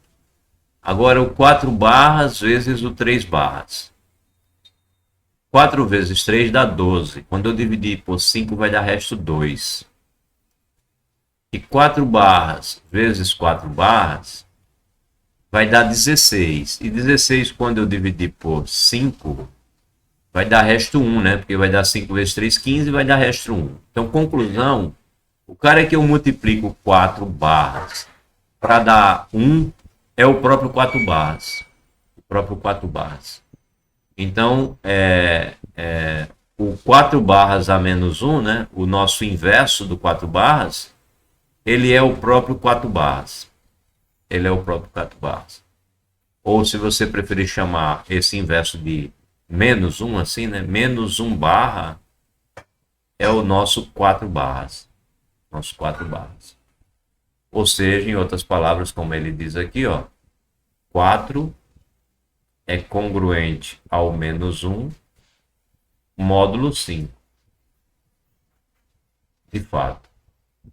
4 é congruente ao menos 1 módulo 5, porque o 5 divide o 4 menos o menos 1. Né? O nosso menos 1 é o próprio 4. Nosso menos 1 é o próprio 4. Nosso oposto é o 4. Tá? Então, o y0, como diz ele aqui, é o nosso menos 1. Então, a outra maneira de ver que o 4 é o menos 1 é que se você somar o 5 com o 4, né? Se você somar o 5 com o 4, minto. Se você somar o 4 com 1, né? Se você somar o 4 com 1, 4 mais 1, isso vai dar 0. Onde é o 5, né? No Z5. Né? 4 barras mais 1 barra é 5 barra. E 5 barra é 0 barra. Ou seja, o 1 barra é o cara que eu somo com 4 e dá 0. Então, o nosso 1 barra, somado com o nosso 4 barras, dá o nosso 0 barra. Isso significa dizer que o nosso 1 barra é o nosso menos 4 barra. É o nosso oposto do nosso simétrico da classe 4. Ok? Bem, aí vamos falar agora do grupo mais significativo, que tem mais resultados importantes, tá? O que dá mais ideias e o que é mais usado. O grupo clássico que todo mundo, quando passa na teoria de grupos, passa por ele, tá? É o grupo de simetrias, tá? E ele é a origem para muitos outros grupos e muita matemática que vem depois dele.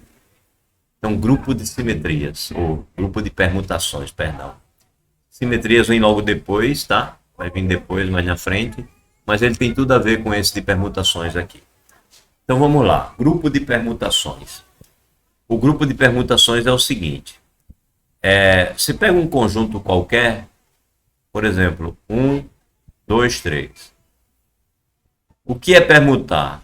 É mudar as posições aqui. Seria, sei lá, muda as posições. 2, 1, 3. É uma possibilidade, né? Que é diferente da anterior. Outra possibilidade. 3, 1, 2. Né? É mais uma possibilidade. O que mais? 1, 3, 2. É uma possibilidade. Outra. 2, 3, 1. Mais uma possibilidade. E mais uma. 3, 2, 1. Ó, eu comecei com 1 aqui. Aí botei 2, 3. Comecei com 1 aqui e coloquei 3, 2. Comecei com 2, botei 1, 3. Comecei com 2, botei 3, 1. Comecei com 3, botei 1, 2. Comecei com 3, botei 2, 1. Acabou, né? Só tem essas. As únicas maneiras que eu tenho de fazer é essa. Porque só pode começar com 1, com 2 ou com 3. Se começar com 1, só pode ser 2, 3 ou 3, 2. Se começar com 2, só pode ser 1, 3 ou 3, 1. E se começar com 3, só pode ser 1, 2 ou 2, 1. Ou seja, só tem essas daí. Só tem essas daí. Por quê? Porque o número de permutações de um conjunto com 3 elementos é 3 fatorial. Que é 3 vezes 2, 6. Então eu sei que eu já acabei todas as possibilidades. Aí você pode ver isso não assim como permutação. Você pode ver como função, né? Você tem o 1, 2 e o 3. O 1 foi trocado por quem? Pelo 2. O 2 foi trocado por quem? Pelo 1. E o 3 foi trocado por quem? Por ninguém. Daqui para cá. O 3 foi trocado por quem? Por ninguém. Então, eu posso ver essa 213 aqui, cadê ela? 213, como sendo essa função a partir do 123. Essa daqui, por exemplo, sei lá, 132. Eu pego 123 e penso assim. Quem é essa 132? É o 1 indo para o 1, o 2 indo para o 3 e o 3 indo para o 2. Também posso ver como função, né? Então, a permutação, a troca das posições, pode ser vista como função. E é uma função cuja quantidade de elementos do domínio é a mesma quantidade de elementos do contradomínio, né? Então, são funções bijetoras, tá? Então, as permutações, elas são funções bijetoras de um conjunto E nele mesmo. É isso que está escrito aqui, ó. Eu exemplifiquei para a gente poder ler a teoria aqui, ó. Então, permutações. Permutação é um termo específico usado na teoria de grupos para designar uma bijeção. É isso que a gente tem. É uma bijeção de um conjunto nele mesmo. Se E indica um conjunto não vazio, denotaremos por SE o conjunto das permutações dos elementos de E. Então, esse cara daqui, se isso daqui é o meu conjunto E, né? Meu conjunto E tem os elementos 1, 2, 3. Então, SE é o conjunto das permutações. Se o E é isso, o SE é o conjunto formado por essas permutações todas aqui. Certo? A composição de aplicações é, nesse caso, uma operação sobre SE. Então, se você pensar no conjunto SE como tendo esses elementos, essas funções, fazer a composição dessas funções é como fazer uma operação entre elementos disso daqui. Porque quando você compõe uma função f de E em E com outra função g de E em E, você obtém uma função g bola f que também é de E em E. Ou seja, você está pegando elementos de E, operando com elementos de E e está tendo como resposta elementos de E. Então é uma operação, né? Pega uma função aqui, opera com uma função aqui, né? Pega essas duas funções aqui, opera f bola g e tem uma função que está aqui, ok? Então é isso. É isso. Você pega duas funções, opera e tem uma outra função que está aqui no mesmo conjunto. Então isso é uma operação, né? Você pega dois elementos de um conjunto, opera entre eles e dá um elemento no próprio conjunto. É uma operação. É a composição. Então, a gente vai verificar que, dado o conjunto das permutações de um conjunto dado, a composição ela forma um grupo. Interessante, né? Forma um grupo. O conjunto que eu estou falando é o SE, ou seja, é o conjunto das permutações do conjunto E. E a operação que eu estou falando é a composição dessas permutações, ou seja, a composição dessas funções bijetoras. Esse conjunto com essa operação de composição é um grupo. É isso que a gente vai argumentar agora. Pois bem, um caso particular. Vamos direto para um caso particular importante do grupo das permutações. Tá? Então, ele diz aqui para a gente ver, né, a nota histórica e tal. E aí ele pega o nosso, que ele chamou de caso particular, ele pega o conjunto E com N elementos. Não é tão particular assim, né? N maior ou igual que 1. Aí nesse caso, em vez da notação genérica SE, a gente usa SN. Então, se o E, por exemplo, é aquele nosso conjunto que a gente falou até agora, o 1, 2, 3, então, ao invés de a gente falar de SE, a gente chama de S3. Então, quando os elementos a gente pega só números para representar, né? Elemento 1, 2, 3, 4, etc., poderia ser qualquer coisa, mas se a gente pega os números, então para não dizer SE, a gente coloca o númerozinho embaixo indicando a quantidade de números que a gente pegou para permutar. Então S3, S4, S5 e assim por diante. Tá. Indica o conjunto das permutações sobre E. E o próprio grupo SN com a composta, né, tem um nome especial. Ele é chamado grupo simétrico de grau N. Então, por isso, né? Lembra que eu falei permutações e acabei chamando simetrias? Grupo simétrico de grau N, porque faz sentido. Bem, a análise combinatória nos ensina que esse grupo tem N fatorial elementos. O número de permutações que se podem construir com N elementos é justamente esse N fatorial. Permutações essas que podem naturalmente ser colocadas em correspondência biunívoca com os elementos de Sn. Ou seja, exatamente a quantidade de permutações vai ser N fatorial. Se eu tenho 3 elementos, eu tenho exatamente 3 fatoriais permutações, ou seja, 6.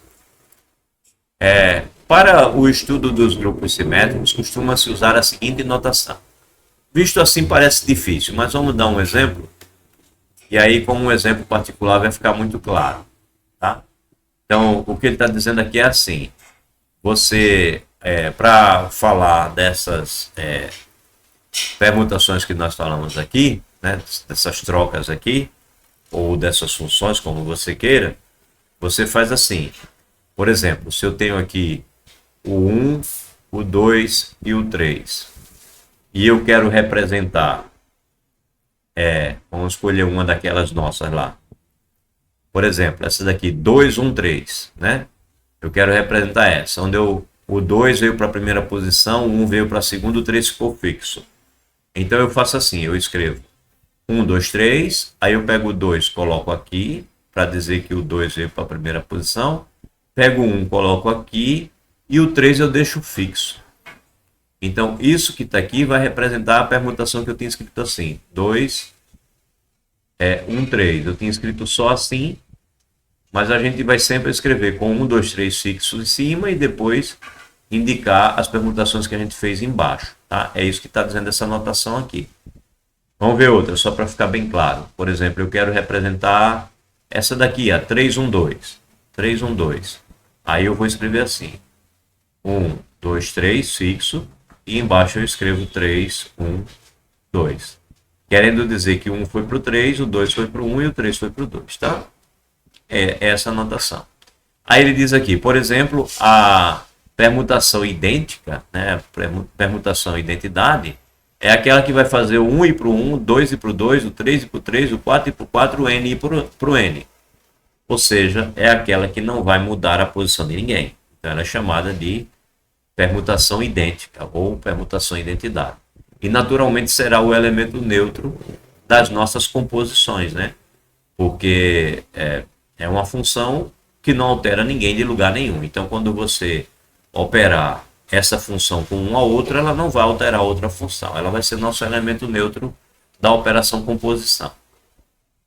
Então, vamos lá. Dar um exemplo. Nessa notação, a ordem das colunas não importa, embora em geral se usem elementos da primeira linha em ordem crescente. Por exemplo, então ele está dizendo assim, aqui é aquela nossa, né, que o 1 vai para o 2, o 2 vai para o 1, o 3 vai para o 3. É exatamente aqui eu exemplifiquei aqui. 1 vai para o 2, 2 vai para o 1, 3 vai para o 3. Então, ele está dizendo que ao invés de escrever fixo 1, 2, 3, eu poderia escrever de outra forma. Eu poderia dizer 2, 3, 1, ao invés de 1, 2, 3. Só basta para mim perceber o seguinte, o 1 não está indo para o 2 aqui, então na hora que eu escrever assim, aqui tem que ser o 2. Aí o 2 não está indo para o 1, bem, na hora que eu escrever o 2 primeiro, eu tenho que colocar o 1 embaixo do 2. O 3 não está fixo, então o 3 está fixo. Então tanto faz eu escrever que o 1 vai para o 2, o 2 vai para o 1 e o 3 vai para o 3 assim, como escrever assim.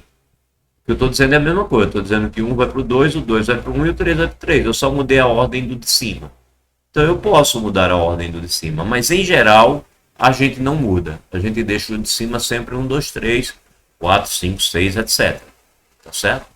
Então o efeito é o mesmo. Mas a gente geralmente vai escrever assim e não assim. Aí, por exemplo, vamos falar de composição. Exemplo de composição. O que eu estou dizendo aqui? Eu estou dizendo que essa composição, essa permutação está sendo composta com essa outra permutação e que vai dar como resposta essa daqui. O que está sendo dito nessa notação? Está sendo dito assim, ó. Eu vou pegar o 1, 2, 3 e 4. Vocês ainda estão vivos aí? Estão, né? Estão me ouvindo. Eu vou pegar o 1, 2, 3 e 4 e vou fazer assim, ó. Vou mandar o 1 para o 2.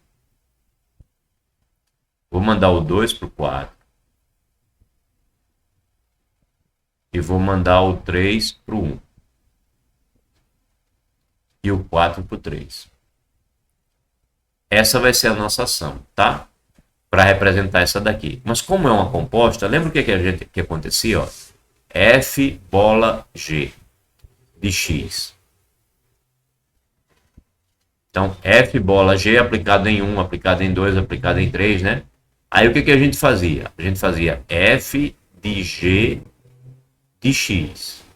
Quem era que agia primeiro? A G agia primeiro. Então quem age primeiro é essa daqui, ó. Quem age primeiro é essa daqui. Então como é essa daqui? Essa daqui é assim. Deixa eu colocar isso daqui mais para frente. Porque essa ação daqui foi a ação dessa daqui. Como age essa? Que essa age primeiro. Essa daqui pega o 1, manda para o 3. Aí depois ela pega o 2, manda para o 1. Pega o 3, manda para o 4. E pega o 4, manda para o 2, né? 4 manda para o 2. Ok? Manda para o 2. Então veja bem. Essa é a primeira ação. Essa é a primeira ação. Aí depois que essa age, essa daqui vai agir. Depois que essa daqui age, essa daqui vai agir. Bem, então o que que essa faz com 1? Manda para o 3. E aí o que que essa faz com o 3? Manda para o 1. Certo? Então, ó. Deixa eu botar mais pertinho. Eu quero fazer a composta. Então, o 1 é mandado para o 3. E o 3 é mandado para o 1. Então, o que que vai acontecer com o 1? O 1 vai ser mandado para o 3 e o 3 vai ser mandado para o 1. O 1 vai ser mandado para o 3 e o 3 vai ser mandado para o 1. Então, o 1 vai ser mandado para o 1. Vai ser o efeito da composta. O que que vai acontecer com o 2? O 2 vai ser mandado para o 1. Mas o 1 vai ser mandado para onde? Para o 2. Então, o que que vai acontecer com o 2? O 2 foi mandado para o 1 e o 1 foi mandado para o 2. Então, o 2 foi para o 2. O que que vai acontecer com o 3? O 3 foi mandado para o 4. E o 4 foi mandado para onde? Para o 3. Então, conclusão, o 3 também vai ser mandado para o 3. O que que foi feito com o 2? O 2 foi mandado para... Perdão, com o 4, né? O que que o 4 foi feito com o 4? O 4 foi mandado para o 2. E o 2 foi para onde? Para o 4. Então, o 4 é mandado para o 4. Conclusão, a composta dessa com essa é essa, ou seja, é a identidade. O 1 mandado para o próprio 1, o 2 mandado para o próprio 2, o 3 mandado para o próprio 3, o 4 mandado para o próprio 4. É assim que a gente vai ler, então, essas composições. Mais à frente, a gente vai melhorar essa linguagem e vai escrever isso assim. Ao invés de escrever desse jeito, com esse monte de número, a gente vai escrever isso assim. A gente vai escrever numa anotação que a gente chama de ciclo. A gente vai escrever 2, 4, 1, 3. Na verdade, minto. Não é assim que a gente vai escrever, não. Vai escrever assim. O 1 não está sendo mandado para o 2, né? A gente vai escrever 1, 2. O 1 mandado para o 2. Aí o 2 vai para onde? Para o 4, né? A gente coloca o 4 depois. E o 4 vai para onde? Para o 3, né? E o 3 vai para onde? Para o 1, né? Aí a gente fecha. O 1 vai para o 2. O 2 vai para o 4. O 4 vai para o 3. É assim que a gente vai escrever isso. Aí bola. Vamos escrever essa. O 1 vai para onde? Para o 3. Para onde vai o 3? Para o 4. Para onde vai o 4? Para o 2. Para onde vai o 2? Para o 1. Então, 1 vai para o 3, 3 vai para o 4, 4 vai para o 2, 2 vai para o 1. É assim que a gente vai escrever, tá? É assim que a gente vai escrever. A gente vai escrever isso de maneira ainda mais simples do que essa coisa toda. E aí, como vai ficar a composta? A gente vai pensar a composta assim. O 1 vai para o 2. E para onde vai o 2? Na verdade, quem age primeiro é esse, né? Não, mas vamos lá. Aqui, então. O 1 vai para o 3. É quem age primeiro. Aí, o que que essa daqui faz com o 3? Pega o 3 e manda para o 1. Então, quando você junta as duas ações, ó, 1 vai para o 3, 3 vai para o 1. Então, o 1 vai para o próprio 1. Aí, o 2. Eu já vi o 1 indo para o 3, né? Vamos ver o 2, por exemplo. O 2 vai para o 1. Aí, para onde vai o 1 aqui? O 1 vai para o 2. Então, o 2 vai para o 2. A gente não coloca nada, tá? A gente simboliza a identidade assim. Para onde vai o... Para onde vai... A gente olhou o 2, né? Agora vamos olhar o 3. O 3 vai para o 4. E para onde vai o 4? O 4 vai para o 3. Então, o 3 vai para o 3. E para onde vai o 4? O 4 vai para o 2. Para onde vai o 2 aqui? O 2 vai para o 4. Então, o 4 vai para o 4, tá? A gente vai simbolizar isso assim. Se não quiserem lembrar disso agora, tudo bem, porque a gente vai voltar a falar nisso mais na frente. Mas só para adiantar para vocês que a anotação no final não vai ser essa mais carregada, vai ser essa mais simples, tá? A gente vai usar essa anotação mais simples. Ok. Bem, seguindo em frente. Composição inversa. Quando é que uma composição é inversa da outra? A gente sabe que duas funções elas são inversas uma da outra quando a composta dá a identidade. Então, essas duas aqui, por exemplo, essa composição deu a identidade. Então, uma é a inversa da outra. Tá? É isso que significa ser inversa. Então, note que é o que está acontecendo. Um vai para o 4. Se você fizer a composta dessas duas, vai dar identidade. São as mesmas? Deixa eu ver. Não, né? Ele pegou outra para dar exemplo. Vamos pegar as composições. Vamos fazer a composição e ver que dá identidade. Fazer a composição e ver que dá a identidade.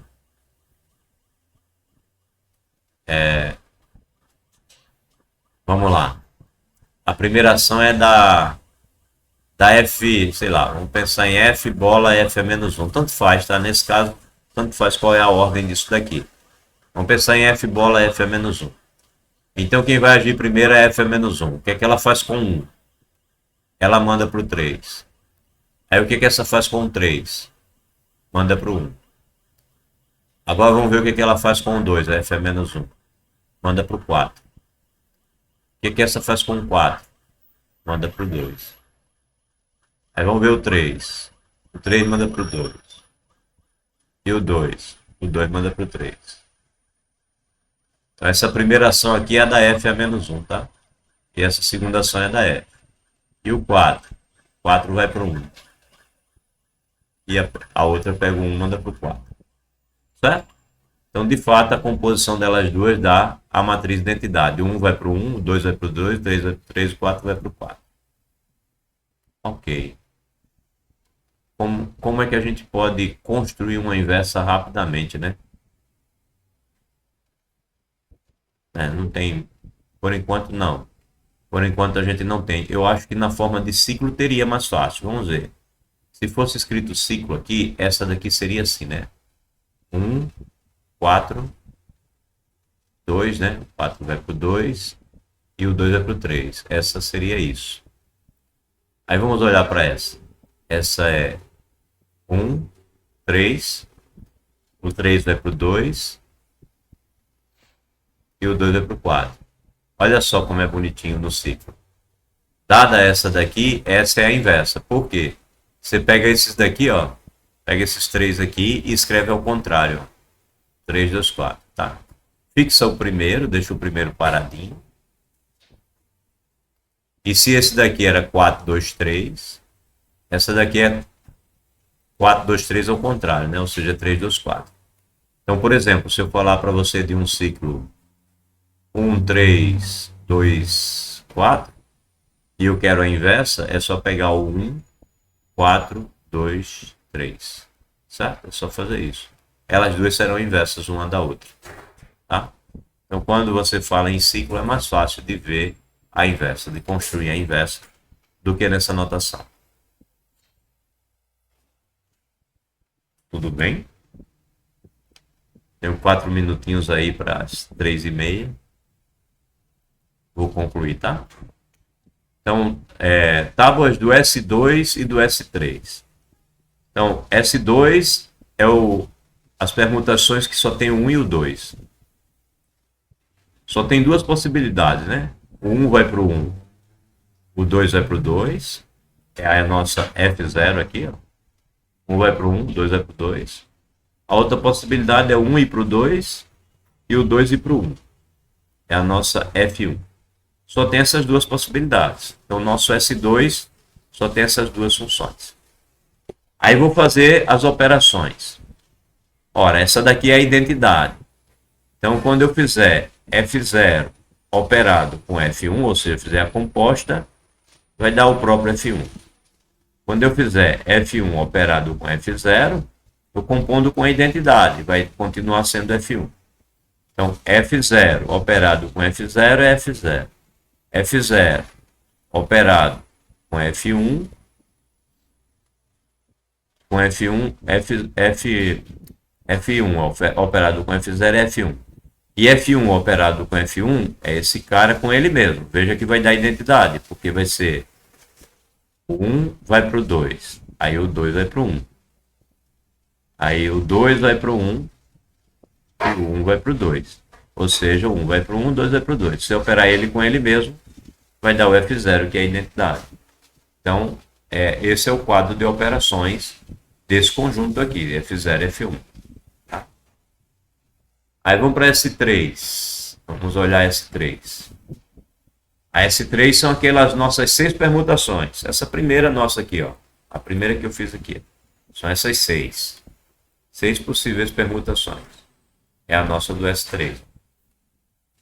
A primeira é a identidade, aí essa daqui 1 vai para o 2, 2 vai para o 3, 3 vai para o 1 e assim por diante. Ó. São 6. Aí você pode construir a tábua de operações. A identidade operada com qualquer uma delas vai dar a própria. A identidade não altera ninguém. Então, F0 com F0 dá F0, F0 com F1 dá F1, F0 com F2 dá F2, F0 com G1 dá G1, e F0 com G2 dá G2 e F0 com G3 dá G3. E como é que você vai calculando as outras? Fazendo isso aqui. Por exemplo, ele pegou aqui a F1 com a G3. Ele pegou essa e pegou essa, né? G1 com a G3. O que acontece com o 1? 1 vai para o 2. E o 2 vai para onde? Para o 3. Então, o 1 vai para o 3. Repito, ó. 1 vai para o 2. Né? E o 2 vai para o 3. Então, o 1 vai para o 2, que vai para o 3. Então, o 1 vai para o 3. É o que está aqui. Ó. O 2 ele está dizendo que fica fixo. Por quê? Porque o 2 foi para o 1 e o 1 foi para o 2. Então, o 2 foi para o 2. O 2 ficou fixo. E o 3 ele diz que vai para o 1. O 3 vai para o 3 e aqui o 3 vai para o 1. Então, 3 vai para o 3, 3 vai para o 1. Então, 3 vai para o 1. Aí apareceu aqui 3, 2, 1. Aí você procura quem é 3, 2, 1. 3, 2, 1 é a F2. Opa, não. 3, 2, 1 é a G2. G2. Então, conclusão, se você opera F1 com a G3, dá como resposta a G2. Aí você vai fazendo a tabela. Exercício interessante para fazer em casa. Exercício interessante para fazer em casa. Completar essa tabela. Certo? Completar essa tabela. Deu 3,5. Deixa eu parar a nossa gravação.